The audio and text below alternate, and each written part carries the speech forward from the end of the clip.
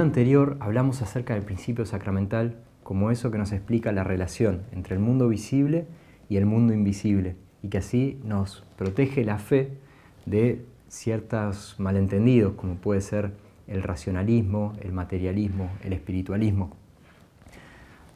Ahora vamos a hablar acerca de algunas aplicaciones de este principio, es decir, ¿para qué me sirve? Primero, una aclaración, que cuando Newman habla del mundo invisible, no es un mundo de cosas, sino que es pura y exclusivamente un mundo personal, un mundo de personas. El mundo invisible no es simplemente espiritual en cuanto inmaterial, sino en cuanto personal, porque lo que compone el mundo invisible es Dios, los ángeles, las almas. Newman está diciendo algo muy profundo, que es que las causas más profundas en este mundo, lo que realmente mueve el universo, son relaciones personales, son seres personales. Entonces, por eso puede ser que los antiguos pusieran como dioses detrás de los fenómenos naturales, porque tal vez tenían esta intuición, que hay una inteligencia, hay un orden, hay un querer detrás de las cosas de la naturaleza. El cristianismo de algún modo toma esa intuición y nos dice que detrás de toda la naturaleza está la presencia de Dios, está la presencia de sus servidores, los ángeles. Vamos a ver entonces algunas aplicaciones concretas de este principio. En primer lugar, nuestro acto de fe es sacramental, es decir, también la fe significa una conexión de lo visible con lo invisible.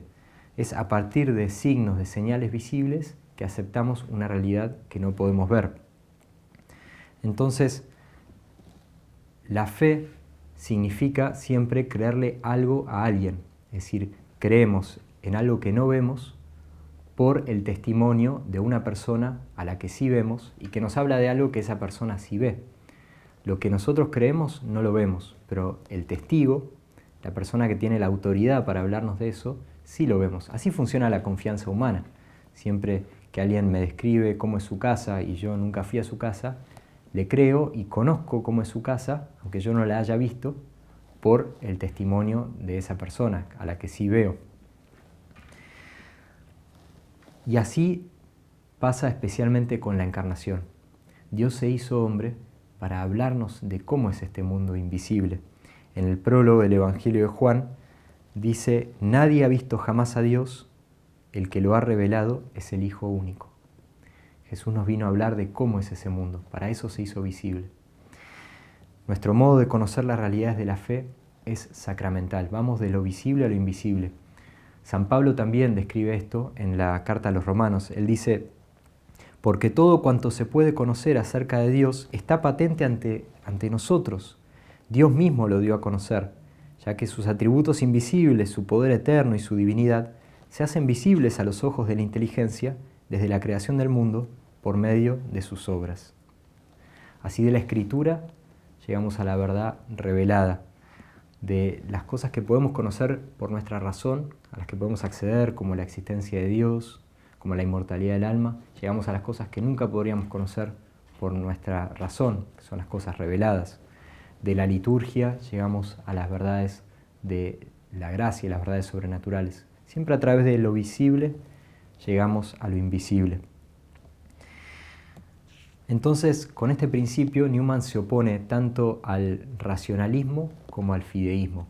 El racionalismo lo que hace es negar que exista lo invisible. Y el fideísmo lo que hace es negar que haya una conexión, que no niega que podamos nosotros transitar de lo visible a lo invisible, que tenemos que aceptar lo invisible de un modo ciego. En cambio, el principio sacramental nos dice que estas dos cosas son reales, lo visible y lo invisible, y que una nos lleva a la otra. Que la fe y la razón están en armonía. Son cosas distintas, pero están en armonía y se vinculan la una con la otra. Otra aplicación es la vida eterna. Newman tiene un concepto mucho más amplio de la vida eterna que el que a veces nosotros manejamos. Generalmente hablamos de la vida eterna como si fuera algo que empieza después de la muerte. Y Newman nos dice que la vida eterna, la vida que vino a traer Jesús, empieza aquí en este mundo. porque nosotros ya participamos del mundo invisible. Y por eso tenemos pistas también de cómo va a ser después de la muerte. Newman dice, se habla generalmente del otro mundo como si no existiese ahora, sino solo después de la muerte. No, existe ahora, aunque no lo veamos. Está entre nosotros y a nuestro alrededor. El mundo de los espíritus, aunque invisible, está presente, no futuro ni distante. No se encuentra encima del cielo, no está más allá de la tumba, está aquí y ahora. El reino de Dios está entre nosotros. Entonces la vida eterna la empezamos a vivir en este mundo. El mundo invisible es el mundo de la eternidad, pero esa eternidad ya empieza acá. Ya desde ahora estamos participando en él, porque nuestras almas son inmortales y ya de ahora tenemos acceso a esa vida nueva que Jesús nos da. La eternidad no está distante, aunque se extienda al futuro, ni el estado invisible deja de tener influencia sobre nosotros por el hecho de que no sea palpable, dice Newman. Entonces ya desde ahora podemos empezar a vivir de algún modo la vida eterna. ¿Cómo vivirlo? Me gustaría ahora dejar algunos consejos para vivir más en clave de eternidad, en clave de vida eterna, en contacto con el mundo invisible. Porque dice San Pablo que no ponemos la mirada en las cosas que se ven, sino en las que no se ven. Porque las que se ven son temporales, pero las que no se ven son eternas. Un primer consejo es ir creciendo en vivir en la presencia de Dios, porque Dios está en todas partes y está siempre con nosotros, aunque nosotros no lo veamos. Podemos ir creciendo en la conciencia, en la claridad, en la certeza de que Él está. ¿Cómo hacerlo? Y en primer lugar, cuidar la vida de la gracia, cuidar que estemos siempre en amistad con Él. También tener una rutina de oración, tener momentos para conectar con ese mundo invisible, momentos fuertes de oración en el día, que son como los postes en los cables de luz que mantienen la tensión alta, que permiten que llegue la electricidad. Así es la oración en nuestro día, nos mantiene en contacto, en conexión con el mundo invisible, en presencia de Dios. Otro modo es tratar de ver a Dios en todas las cosas, porque Dios está presente y Él nos da signos continuamente de su amor, de su confirmación, de su presencia. Él quiere que lo conozcamos. Todos los días quiere comunicarnos algo. Entonces, cultivar la mirada sobrenatural, tratar de descubrirlo en la naturaleza, descubrirlo en otra persona, en una palabra que recibo, en un momento de oración. Y otro modo es ofrecerle nuestras obras, es decir, como ir arrojando las cosas que hacemos en este mundo, las cosas que se quedarían solo en el mundo visible, ir arrojándolas al mundo invisible, ir acumulando, como dice Jesús, tesoros en el cielo. Todo lo que hacemos, el trabajo, el estudio, nuestros esfuerzos, nuestros vínculos, los momentos difíciles, los momentos alegres, todo puede ser ofrecido a Dios y nos ayuda a ir ya viviendo con un pie en la vida eterna, en el mundo invisible. Ese es el primer consejo. El segundo es vivir en clave de eternidad, con conciencia de que esta vida no es lo único que hay. Esto, en primer lugar, lo que significa es que tenemos que relativizar un poco los problemas, que las preocupaciones, lo que puede parecer muy urgente, no siempre es tan importante cuando lo vemos en clave de eternidad. La pregunta que tenemos que hacernos es ¿cómo afecta esto mi santidad? Si esto me acerca más a Dios o no. Y eso me permite ver qué problemas son realmente importantes y cuáles no. Así vivían los santos y por eso Santa Teresa podía decir: nada te turbe, nada te espante, Dios no se muda, todo se pasa, la esperanza todo lo alcanza. Nos da paz y confianza el poder vivir en clave de eternidad. Y así no vivimos con ansiedades de cosas que en el fondo no son tan importantes, porque no tocan lo invisible, no tocan lo eterno. Otra cosa que nos ayuda es vivir en el presente. A veces vivimos en el futuro, con la ansiedad de las preocupaciones, o vivimos en el pasado. En cambio, vivir en clave de eternidad implica vivir en el presente, porque el presente se toca con la eternidad. Los antiguos usaban esta expresión carpe diem, ¿no? Aprovecha el día, abraza el día. No en el sentido frívolo, en el sentido de vivir ahora como si no hubiera nada más, sino sabiendo que cada minuto de esta vida cuenta para la eternidad, que cada cosa cuenta. Un tercer modo de vivir en clave de eternidad es ordenar mis prioridades, ver qué es lo importante y qué es lo urgente. A veces hay cosas que son urgentes pero no son tan importantes y tenemos que aprender a vivir más en lo importante, que es en el fondo lo que repercute en la eternidad. Perder el tiempo, no aprovechar nuestro tiempo, es algo que hace daño a nuestra visión sobrenatural del tiempo, hace daño a nuestra conexión con la eternidad. Decía alguien que no podemos matar el tiempo sin herir la eternidad. Por otro lado, una cosa en la que vemos si estamos ganando en este vivir en clave de eternidad es si de a poco vamos perdiéndole un poco de miedo a la muerte. El mundo vive con muchísimo miedo a la muerte, pero la conexión con el mundo invisible, tener una mirada sacramental, sobrenatural sobre la realidad, nos empieza a liberar de ese miedo. Decía el Papa Benedicto XVI, que era un gran lector de Newman, el mundo considera afortunado a quien vive muchos años, pero Dios, más que a la edad, mira a la rectitud del corazón. La misma muerte es portadora de un saludable amaestramiento, porque obliga a mirar a la cara la realidad, empuja a reconocer la caducidad de lo que parece grande y fuerte a los ojos del mundo. Frente a la muerte pierde interés todo motivo de orgullo humano y resalta en cambio lo que vale en serio. Es claro que Newman tenía esta conciencia de eternidad. En casi todos sus sermones, Newman hace alguna referencia a la vida eterna, al cielo, a la eternidad, a la muerte. También nosotros podemos aprender de él, a vivir con esto más presente. Y por eso, otro modo de aplicar este principio, algo a lo que nos ayuda, es que vamos conociendo cómo es el cielo. A través de esta mirada sobrenatural también vamos aprendiendo cómo va a ser la vida eterna. Y Newman habla de esto en muchos de sus sermones. En casi todos termina con alguna oración que hace alguna referencia a la vida eterna. Por ejemplo, en su sermón sobre el mundo invisible, él compara el descubrimiento del mundo invisible, el momento en el que vamos a acceder a él y que se va a volver plenamente visible para nosotros, con el paso del invierno a la primavera.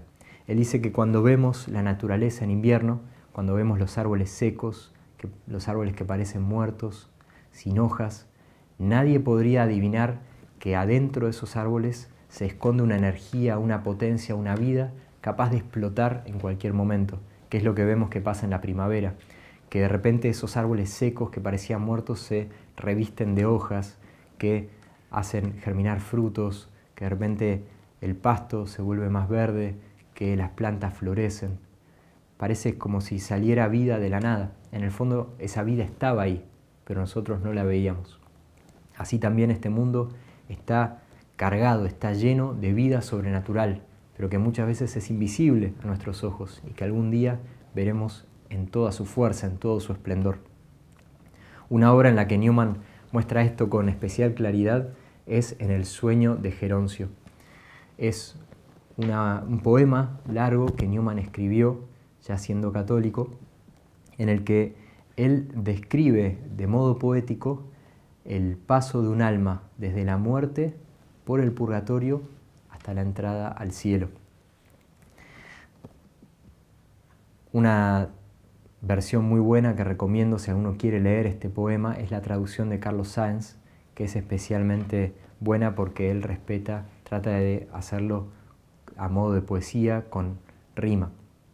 Cuentan que había un general inglés en 1880, no muchos años después de que Newman escribió este poema, que de hecho Newman todavía estaba vivo, que este general inglés fue enviado al frente de Katun y sabía que iba a morir, que no lo iban a socorrer, estaba al frente de unas tropas que, digamos, se sabía que no iban a poder sobrevivir. Entonces su modo de prepararse para la muerte fue leer este poema de Newman, El sueño de Geroncio, y lo iba subrayando, iba escribiendo sus reflexiones a un costado, al margen. En ese poema están contenidas descripciones espectaculares que Newman se imagina de cómo es el cielo y cómo es la vida eterna.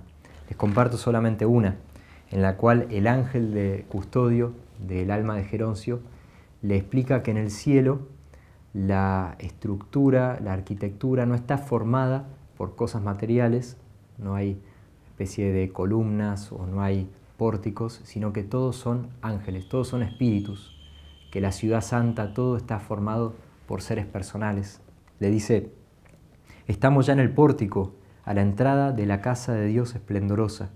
Los templos de la tierra son moradas humildes o costosas, de piedras, oro, leños y cristales, por más bellos que sean, materiales. De todo eso hay aquí más diferente.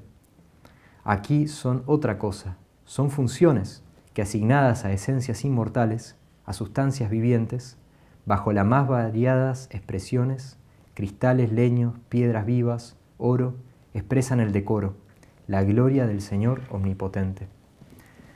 Newman saca esta idea de la Biblia misma, donde se dice que las columnas de la Nueva Jerusalén, de la Jerusalén del cielo, son los 12 apóstoles. Ellos son las 12 columnas de la ciudad santa.